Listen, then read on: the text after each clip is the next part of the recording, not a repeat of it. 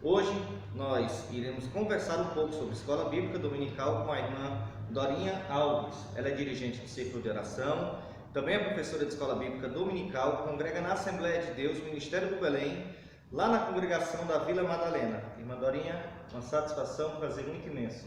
Prazer, meu Anderson, muito obrigada pelo convite. É um prazer estar aqui com você. Amém, amém. O nosso tema é a Sala das Mulheres.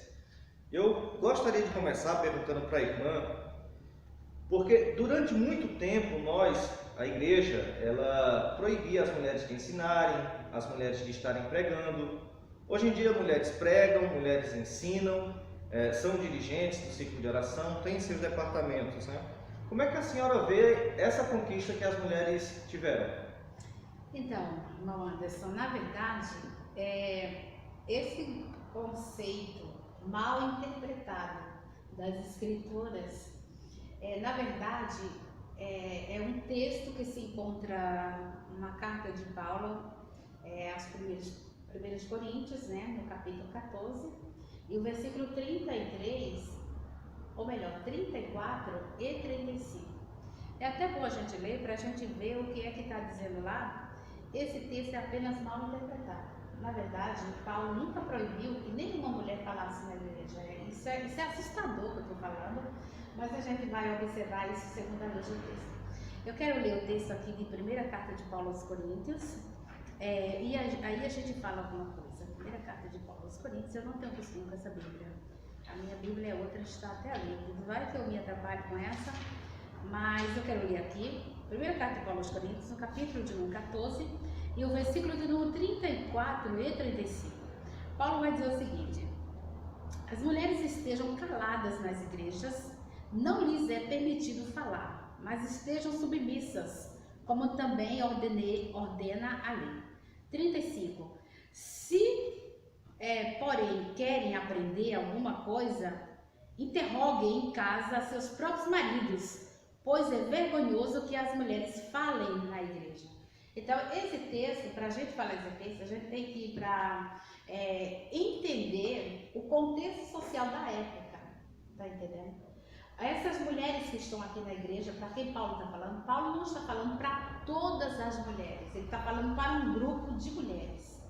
Quem era esse grupo de mulheres? Eram pessoas nova convertidas que estavam chegando aqui na igreja, certo? Você sabe que a igreja de Corinto era uma igreja muito rica nos dons espirituais, porém era uma igreja totalmente mal organizada, certo? Paulo sofreu para colocar aquela igreja no ritmo, para disciplinar, a palavra é essa, para disciplinar aquela igreja. Então o que acontece? Essas mulheres, elas são mulheres que estão vindo para a igreja. Agora, eram mulheres que não tinham costume de estarem em reuniões públicas, elas nunca participaram de reuniões públicas. Não era permitido às mulheres antigamente elas participarem de reuniões públicas. Elas não tinham nenhum estudo, elas não estudavam, elas não tinham, assim, não vamos generalizar, dizer que todas as mulheres não sabiam ler, não é isso que eu quero dizer aqui. Mas elas não tinham o direito de formação que o homem tinha. Então agora essas mulheres, elas estão chegando na igreja, vindo de um contexto social onde elas não tinham direito. Então o que acontece? Elas chegam ali no culto. Paulo fala para algumas mulheres que se ele estivesse falando para todas as mulheres, ele estaria se contradizendo e contradizendo a palavra do Senhor. Olha o que ele diz no versículo de número 5. Veja o que ele está dizendo. Ele vai dizer o seguinte: mas toda mulher que ora ou profetiza com cabeça descoberta desonra a sua própria cabeça. É como se a tivesse rapada. Então, o que é que Paulo está dizendo? Quando ele diz lá na primeira carta de Paulo aos Coríntios, aqui mesmo, capítulo 14, verso 33 e 35, que a mulher tem que ficar calada. E aqui ele está dizendo que a mulher que profetiza ou que ora, não tem como profetizar sem falar, ok? Porque quem profetiza, aqui no capítulo 14, por exemplo, aqui mesmo, no versículo número 3, quem profetiza fala. Veja o que ele diz aqui, ó, capítulo 14, de primeira carta de Paulo aos Coríntios ainda, e o versículo 3 ele vai dizer: mais o que profetiza fala aos homens. Então quem profetiza fala, não tem como uma mulher profetizar calada. Agora tinha uma regra, ela teria que colocar o véu, porque senão ela ficava desvalorizada, porque o véu foi dado para ela como sinal de honra a Deus. Então em todo tempo Deus olhou para o homem e para a mulher com um olhar igual. Deus não faz acepção. Então a obra do Senhor não tem acepção, e Paulo sabia muito disso, pois em Gálatas capítulo 3, o versículo 28, ele mesmo disse que diante do Senhor, agora em Cristo Jesus, nem judeu, nem grego, nem macho, nem fêmea, todos nós somos um em Cristo Jesus. Então ele estaria sendo muito cruel em fazer uma coisa dessa. Outra, o ministério dele, irmão Anderson, foi completamente, certo? Cheio de ajudadoras e cooperadoras. Se você abre a sua Bíblia aí, no livro de Romanos, no capítulo número 16, só ali nós vamos ter, na faixa de 10 mulheres, eu contei 10 mulheres ali, todas no ministério de Paulo. Ele já começa o capítulo 16 dizendo, recomendando Febe, uma companheira que ajudou demais, tanto todos os seus apóstolos, né, os homens de Deus ali que faziam a obra, e ele diz principalmente a mim. E ele vai discorrendo o capítulo, ele vai falar de Júlia, ele vai falar de Júnia, ele vai falar de várias mulheres ali, uns nomes estranhos, né, que tem ali, mas ele vai falar de várias mulheres que ajudaram no seu ministério. Quando a gente chega em Filipenses, no capítulo de número 4, você vai ver ele ali falando de Síntique, né, e Evódia.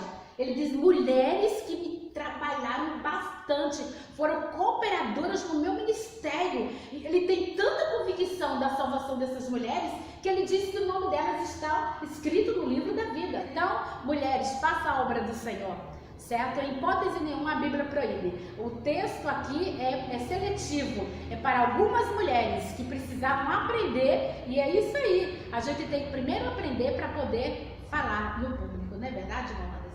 Primeiro tem que aprender para poder falar, e esse era o cuidado de Paulo. Mulheres, aprendam primeiro. Enquanto isso, fiquem caladas, aprenda com o culto, e em casa pergunta aos seus maridos alguma dúvida, e assim a obra vai dar certo, em nome de Jesus, na vida das nossas irmãs. Não só as mulheres precisam aprender, como também os homens. Sim. Precisam aprender antes de se pronunciarem, né? Ter o tempo de se recolher para orar, para estudar a Bíblia. Isso, Jesus também fez isso, quando foi exercer seu ministério, se recolheu, foi orar, estudou a lei do Senhor, né, como parte do seu costume, né, foi um Talmudim também. Eu coloquei aqui, eu fiz alguma pesquisa, o primeiro ciclo de oração foi realizado na data 6 de março de 1942, na casa de Albertina Bezerra Barreto, membro da Assembleia de Deus, da Casa Amarela, lá no Recife, Pernambuco. O dia das dirigentes do ciclo de oração é no segundo sábado de outubro. As primeiras pessoas em solo brasileiros a serem batizados foram duas mulheres, né? Foi a Celina de Albuquerque e a Maria de Nazaré, que foi batizada no dia seguinte, né? A Celina de Albuquerque foi batizada dia 8 de junho de 1911 e no dia seguinte a irmã Maria de Nazaré. Nenhum movimento da igreja teve tanta aceitação no ministério feminino quanto o ministério pentecostal. Isso desde lá dos Estados Unidos, na Rua Azusa, as mulheres tornaram-se participantes, assim como também os negros, né? Tinha esse problema de segregação. Agora, mudando um pouco de assunto, eu quero perguntar para a irmã Dorinha se faz diferença quando as mulheres estudam na sala dos homens ou elas estudando na sala própria delas se torna mais dinâmico, se torna melhor o aprendizado para elas. Então, com certeza é muito bom que as irmãs tenham a sua classe. Quando eu comecei a dar aula aqui na Madalena, na Vila Madalena, a classe era única, era obreiros com suas esposas. Aí essa classe foi crescendo para a glória do Senhor. Isso foi em 2002. Aí essa classe foi crescendo para a glória de Deus, aí o pastor achou por bem de dividir. Então ficou a classe dos senhores e a classe das senhoras, onde permanecemos até hoje para a glória do Senhor. Então para mim, tudo bem, a classe junto, para a responsabilidade do professor não muda nada, né? Mas a classe, as mulheres tendo a sua classe, os homens também, fica mais dinâmico, como você falou, e as irmãs ficam com mais liberdade, como também os homens, para perguntarem o que quiserem perguntar. É muito importante que as irmãs tenham, assim, a sua classe individual. Isso é maravilhoso, é muito bom. Certas perguntas, né? As Isso. mulheres Tem têm mais liberdade para Isso, fazer. vai ter pergunta que elas não vão se sentir à vontade de fazer com os homens por perto. Da mesma forma, os homens, né? Eles vão ter alguma pergunta que eles queriam fazer e as mulheres estão por perto, vão se sentir um pouco intimidadas. Então é de muito proveito cada um na sua classe. Isso é muito bom. Eu fico me perguntando e observando também as mulheres, hoje em dia elas trabalham fora, têm filhos, são donas de casa. E quando é professora, como é que faz para preparar essa aula? É boa, essa pergunta é boa. É Deus que dá graça, gente. Porque é o meu caso, gente, é dona de casa, trabalha fora e tem que ter a matéria ali mastigadinha. Mas o Senhor dá graça, não, Anderson, porque ó, a primeira coisa que o professor deve ter é vontade de fazer a obra do Senhor. É sentir na alma a vocação para fazer aquilo, gente. Porque vai dar tempo. Porque a Bíblia diz lá em Eclesiastes, capítulo 3, que há tempo para todo propósito debaixo do sol. Então, como professor ou professora da escola dominical, o professor ele tem que se virar nos 30, mas ele tem que ter tempo para estudar a escola dominical. Porque seria antiético e até uma falta de respeito a Deus, o professor ir para a sala de aula sem ter estudado a revista.